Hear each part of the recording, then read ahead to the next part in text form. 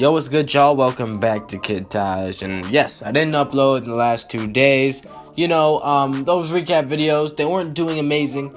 So in this video, what I'm going to be doing is I'm going to do another prediction video. I'm going to be predicting there are three series set up for round 2. And there's also one that finishes tomorrow. That is Utah and LA. We got a game 7. Only one game 7. Pretty disappointing just because I think we had, 4 game 6s or something like that. So, we really only, and only one of those 4 would go to 7. So that's a little bit unfortunate, but at least we get one in the first round. Interesting to see LA Clippers again in the first round, game 7, just because that's happened 3 of the last 4 years. The Clippers have had a game 7 in the first round. They've won all 3 of those. So they should be feeling good about this game. Also, Utah had a chance to close it out at home in game 6, and it might come back to haunt them if they can't close out in game 7. So I'm going to be previewing that, but most importantly, round 2. Round 1 is over for the most part, and the next NBA game is a round 2 game. That would be Washington in Boston, and that's the first series I'm going to talk about. The Washington Wizards closed out with a road win over the Atlanta Hawks last night, led by 42 points, a playoff career high for John Wall. He absolutely killed it in that game. Him and Bradley Beal combining for, I think it was 73 points. Those two guys really showcasing how great that backcourt can be. I believe that was the most they've ever combined for in a game ever, including regular season and playoffs. I don't think they've ever done that. John Wall 42, Bradley Beal, I believe he had 31. And with that, the Wizards got their first road win of this year's playoffs, advanced to round 2, where they will play the Boston Celtics. The Celtics closed out my Chicago Bulls in Chicago in game 6 last night with, this game wasn't very close. Unlike the Wizards Hawks game, the Bulls absolutely got smoked. As a Bulls fan, I pretty much expected this. We lost 4 in a row to end the playoffs, which is about as bad as getting swept, because those 2 games won at the beginning really don't matter. I mean, they really don't. We lost 4 in a row. We had no shot basically in almost any of those games. I mean, we got blown out multiple times. Very unfortunate ending for such a hopeful beginning, right? But it's not about the Bulls. I really don't want to talk about the Bulls. I don't know why I'm talking about them right now, but the Boston Celtics got that win. They're playing the Washington Wizards in round 2. I predicted this, okay? So, and I actually want to go over my predictions in a bit, all my first round predictions, what I got right, what I got wrong. The Wizards and Celtics both won, okay? These are series I both predicted that those teams to win it. Boston Wizards, and in my prediction earlier, I had Wizards in, I think, 6 games in this series. I'm not changing that. I'm gonna stay with that. Washington in 6. And I said the reasons why in the beginning was just because the Boston Celtics, I don't think they're really ready for the playoffs. I don't think they're really a playoff team. They have really one guy that can lead them. They played the Bulls in the first round, and the Bulls without Rondo in those last 4 games, so probably the weakest opponent in the NBA playoffs, and they played like it. The Wizards are a whole nother animal. They're a ton better. They got John Wall and Bradley Beal. How are they going to stop those guys? And my main problem with the Boston team against this Wizards team is the fact that you don't have a guy to put Isaiah Thomas on. Usually they can hide him on a guy that's really not a threat offensively, but in this case, when you're playing the Wizards, you're gonna have to put him on one of John Wall, Bradley Beal, or Otto Porter. And I don't think, and look, it's hard to say, because John Wall, you absolutely can't put him on John Wall, okay? You really can't. John Wall is too fast. He's too lethal. He's the base of that Wizards offense. He makes everything go, and to put the responsibility and have a responsibility like that of guarding John Wall for Isaiah Thomas is just too much, especially now that you have to have him carry your team on the offensive end. Bradley Beal is probably the best player to put him on, and Bradley Beal is still an incredible threat too. I mean, this guy is a 20-plus point scorer. He can get his shot anywhere. He can stretch the floor, get inside. He's athletic. He can really get to the rim, and he's just such a tough cover as well. But he's not as much of a passing threat. He's not as much of a threat to get their team going. But he can make shots. He's a shot maker. Okay, I don't like him on Bradley Beal either. And the last option is Otto Porter. The problem with Otto Porter is that Otto Porter has 11 inches basically on Isaiah Thomas, and he's one of the best shooters in the NBA. He runs around the perimeter, and just from the fact that he's that tall, he can use his inside game more. He can post him up. He can shoot over him. I mean, there's really no good way to stick Isaiah Thomas onto someone. And with that group of Washington guards, it's gonna be tough for the Celtics to stop them, especially when they get out in transition. It's gonna be hard for them to have an answer for them. The only way I can really see the Celtics winning this series is if they get a huge performance out of Isaiah Thomas in most nights. Okay, they really need him to get going. Not only him, but they also need their support. Okay, they need to be good defensively like they're supposed to be. They need to get guys hitting shots. They got to have Bradley and Crowder stretch the floor. Bradley did a really good job in round 1 of that. Crowder's shot isn't really there at this point. And so they really need those guys to dial it up. And also for their defenders that are really quality, like Jay Crowder, like Avery Bradley and Marcus Smart. Those 3 guys are going to have the responsibility of stopping and slowing down John Wall and Bradley Beal. That's the main focus. Those 2 guys are so much to handle, and the Celtics are pretty well equipped to handle them. The only problem is Isaiah Thomas, as I said before, and you really can't take him out of the game just because you won't have any offense against this Wizards team. Or in general, really, because we saw that they had a lot of trouble scoring when Isaiah Thomas wasn't on the floor throughout that round 1. Now, I'm going to talk about the other matchup in the East. This is Cavs Raptors, rematch of last year's Eastern Conference Finals. It's the 2-3 matchup in the Eastern Conference for the semifinals in this year's playoffs. Cleveland Cavaliers, as we know, completed a quick sweep of the Indiana Pacers in round 1. We kind of need an asterisk next to this because, I mean, this wasn't really a destruction series where they just obliterated them. The total point differential in the series was just 15 points. They were plus 15 in the series. That's not that much. They had to play through close games. You know, it's not like the Cavs are completely rolling. I always talk about, hey, are the Cavs back? Are they playoff Cavs just here and we can forget about the struggles in the regular season? I would say not quite yet because they really haven't played a team that's worthy of, going at them. And while I don't think the Raptors will win this series, I do think that they'll win a game or 2. And I said 2. I think the Cavs will take this in 6. I think that, they'll start up. They might start up. I think they'll start up. I think it'll be 2-2. I think it'll be tied 2-2, and we'll see the Cavs take games 5 and 6. That's just, it happened last time. I think it could happen again. The Raptors are better, and I think that, the last time they played, it was a lot of blowouts. Okay, the Cavs won that series. I think the Cavs had a better series in that series than they did in round 1 this year. Honestly, I think they do. Even though they swept this year, they took them 6 games last year. They have blowouts. I mean, they were killing the Raptors. And it was obvious that they were in complete control. They just, weren't trying. In those games 3 and 4, it seemed like, but they got right back on it in 5 and 6. I think it's going to be closer this year. I do, but I think that, when you got LeBron on your team, you can close out games, and that's what's going to happen. The Raptors are definitely better equipped to face the King this year with guys like Ibaka, PJ Tucker, alongside your scorers in Lowry and DeRozan. Those guys need to get your offense going. Keys for the Raptors in this series, you got to get those guys going. I mean, that's the one thing that you need. We know that Kyle Lowry and DeMar DeRozan aren't the best players in the NBA playoffs. These guys need to score. They need to score efficiently. We need big games, especially out of Kyle Lowry. He's the key to this team. If he plays well, they have a shot here. For the Cleveland Cavaliers, LeBron James is doing his thing. He's arguably been the best player in the NBA playoffs so far.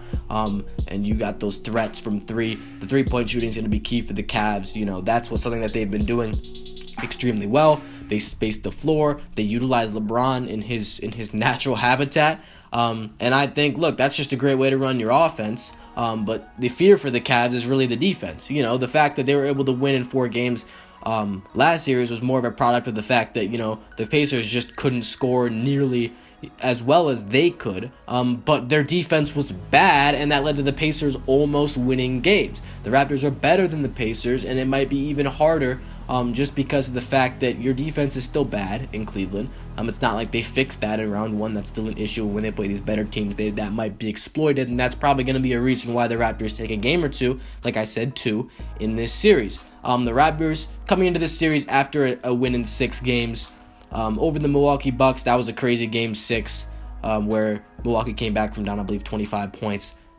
Raptors closed it out, somehow gained momentum back in that game. And, the Raptors didn't look great all the time throughout that series, but they've won 3 in a row. They look pretty good in those last 3 games. And I think that, the way they've been playing, they should have more confidence. I really hope DeMar DeRozan and Kyle Lowry are ready for this. I really do, because I would love to see a competitive series here. I'd love to see someone else other than LeBron get to the finals, but I doubt it. That would be cool to see a Game 7. And, if it goes 7, you don't want to face LeBron in Game 7s. I don't see the Raptors team with guys with a lot of killer instinct on that squad. But you know, I guess it is what it is, right?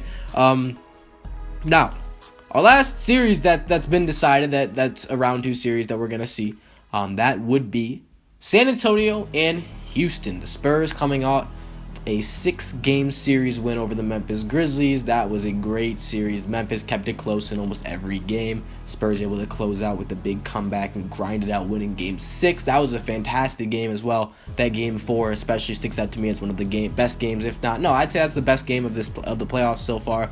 That OT game where we saw Kawhi Leonard go nuts, but the Grizzlies still close it out.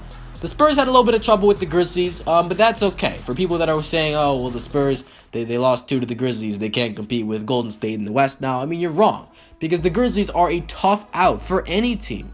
I mean, the Warriors wouldn't have swept the Grizzlies. I know that. I mean, they were down 17 to the Blazers, and the Grizzlies are twice as good as the Blazers, I would say. I mean, honestly, without Yusuf Nurkic, that Blazers team, they're toast.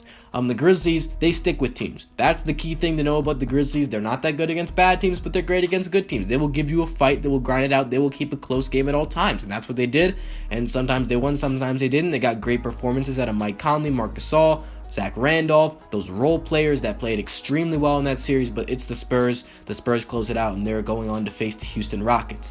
The Rockets coming off a 5-game series win over the OKC Thunder, where we saw James Harden and company take W's and, you know, just outlast the Oklahoma City Thunder, starring Russell Westbrook.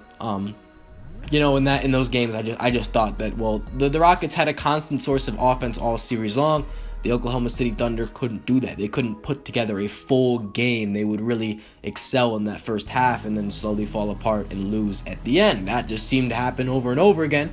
And yeah, the Rockets offense is really good. That's something that's their strength. James Harden is the leader of that unit. He knows how to get them set up. He knows how to get open shots for his team. Now, the problem with this is that this Rockets team is now facing the #1 defensive team in the NBA, the San Antonio Spurs, and James Harden is going to face the toughest matchup he's faced almost probably in his career in a series, and that's Kawhi Leonard. Kawhi Leonard will give James Harden fits at times. He's really good at not fouling him, which is really James Harden's #1 source of scoring, is getting to the free throw line. Kawhi Leonard is one of the best defenders in the NBA, not only just, you know, straight up, but he's really good at not fouling you, and that's something that maybe James Harden can't get taken care of as well as he could have against Robertson, who in his own right is a great defender, but Robertson did foul a little bit more. On the other end, you know, Kawhi Leonard's going to do his thing offensively, and the Rockets aren't that good on the defensive end. They were able to stop OKC pretty much because that was a one-man squad, one-man wrecking crew. They had Russell Westbrook and then everybody else. This team, they got Kawhi, they got LA, they got Tony Parker. They got a great bench unit with Patty Mills and Pau Gasol and guys. David Lee's also a threat on that team. So, you know, they're going to be faced with a lot of players that can do stuff. A team more like their own than the OKC Thunder, I would say. And I think that this #1 defensive team is going to put clamps on them. I think that we're going to see some lower scoring games from the Rockets than we've seen previously. I think that the Spurs will use their ball movement. The Rockets don't have a great defense, and I think that they can really take advantage of that. And I see the Spurs winning in 6. I'm going to say 6. The Rockets, they could get 2 games. And I was thinking about even 5 games. But I think that James Harden can will his team to 2 victories, but I wouldn't give him more than 6. San Antonio in 6 for this series, and it's funny, I'm realizing that all the predictions I've made, I'm having the team win in 6 games. Washington in 6, Cleveland in 6, and now San Antonio in 6. Now, before I take a look at the Clippers-Jazz game, I do want to look at my predictions that I set in the beginning. Let's see how many I got right. So, the 1-8, the Boston-Chicago series, I originally said Celtics in 7, and Celtics won in 6, so that was only 1 off. The Wizards-Hawks series, I said Washington in 7. They won in 6, so I'm 1 off again.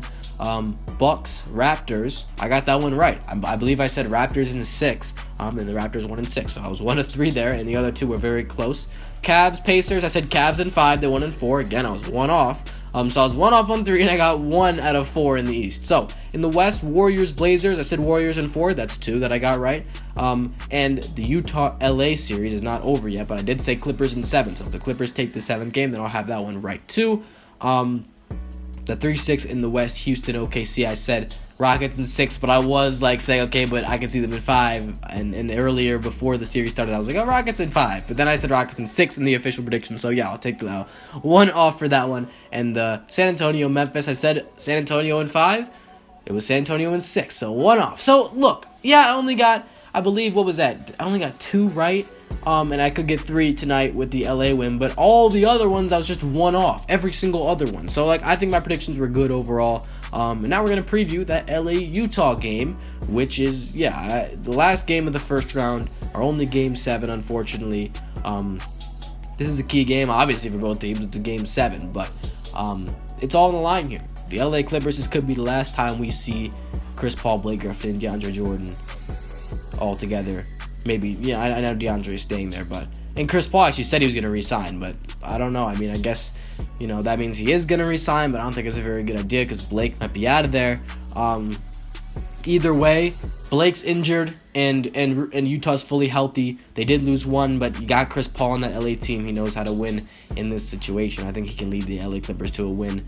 Now I'm going to go Clippers for this game. I think it's going to be a close game. We've seen close games from these teams every single game. It's been a great series. But I keep thinking back to these 3 game 7s out of the last 4 years for the Clippers, and they've won every single one. It's going to be very tough without Blake. They did it last game. They got Chris Paul playing great basketball like he does.